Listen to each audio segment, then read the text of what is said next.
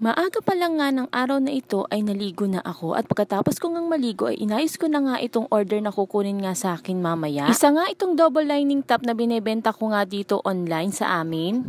Binebenta ko nga ito ng 65 pesos ang isa. Dito ko na nga lang sa isang plastic na malaki nilagay at pinagsama nga, bali nga ito ay tig 2 piraso at 2 tao nga ang may order nito sa akin.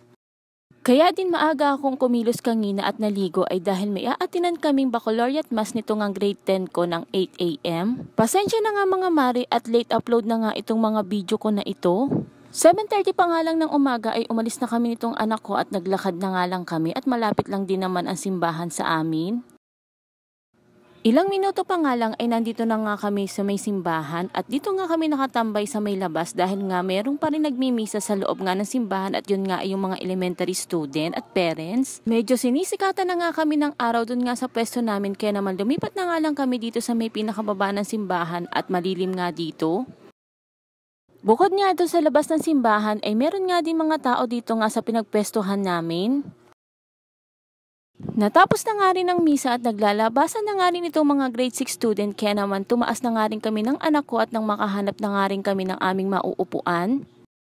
May isa pang daan dito nga papunta sa simbahan kaya naman yung mga kasama nga namin kanina ay nagsimula na nga rin umakyat at maghanap rin ng mauupuan nila. Nakapasok at nakahanap na nga rin ako ng mauupuan at yung anak ko nga ay sumama na nga rin dun sa mga kaibigan niya.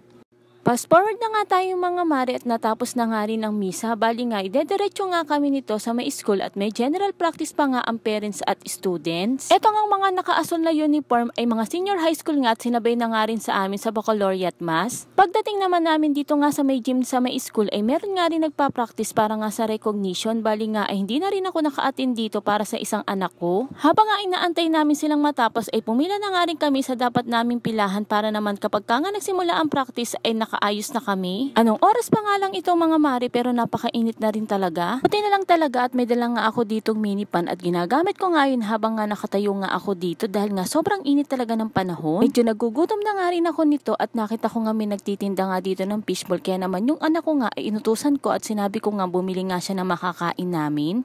Fast forward na nga tayo mga mare at after lunch nga ay may recognition naman ako nga atinan kasama nga itong grade 8 ko na estudyante. 1:30 nga daw ay dapat nandito na nga sa school kaya naman maaga nga rin kami nagpunta at pagdating nga namin dito ay kami pangalang ang tao. Kaya naman ang sabi ko nga dito sa anak ko ay samantalahin na namin mag picture nga dito at habang nga walang mga tao pa. Kala nga ng anak ko ay picture lamang ito pero nga naka-video na nga rin itong mga mare.